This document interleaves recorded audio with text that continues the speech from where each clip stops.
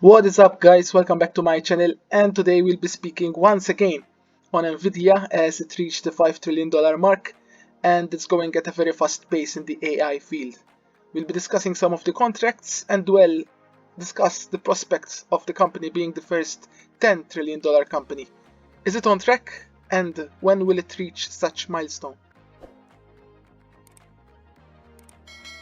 Earnings reports are coming out in just 2 weeks now, and the valuation indicates that the company may be a bit on the higher side, but is not valued as very expensive.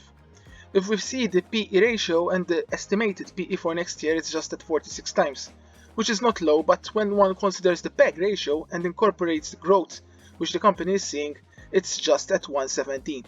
So there's further room ahead even in spite of such valuations.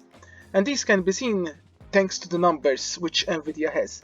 So if we see the profitability ratios, it's more than 100% as the ROE can show us. Current ratio, quick ratio, debt to assets and to equity is very low, and the price to book and price to sales, however, show that the company may be values a bit on the higher side.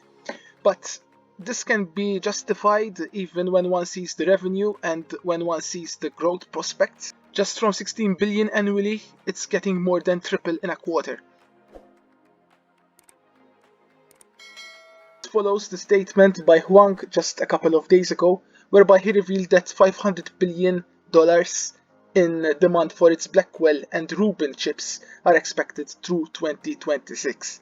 Huang also dismisses the bubble concerns.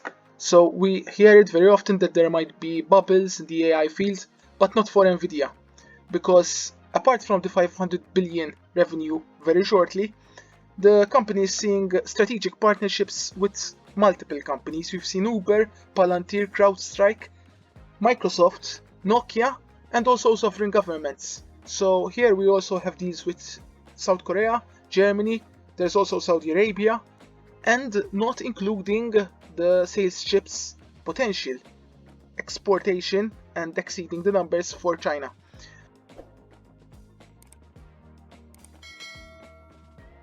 And the rate the company is growing, the values are at an incredible pace. In fact, if we see just in 2022, the earnings per share was of 0.44, and it literally is going to 10x as the number goes to 4.5 in 2026, and next year and the following years it's expected to keep on growing at an impressive rate. If we take a look at the growth rate vis-a-vis the percentage rate, we can note that the percentages are going down, and predominantly because they were so high in the past that they cannot sustain 100% plus indefinitely. But if we take a look at the profitability ratios and how they are going to be in the future, how they're expected to be, we can note that the PE ratio is expected to be shy of 30 times in just 2 years' time. And that's not considering a premium in the valuation.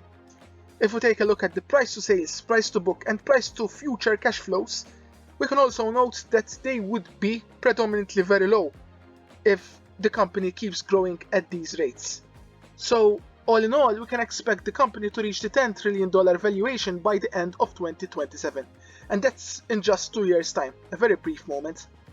So make sure you save this video so we'll check in 2 years' time. And hope you found this video interesting. Like, subscribe, and comments, and I'll see you next time.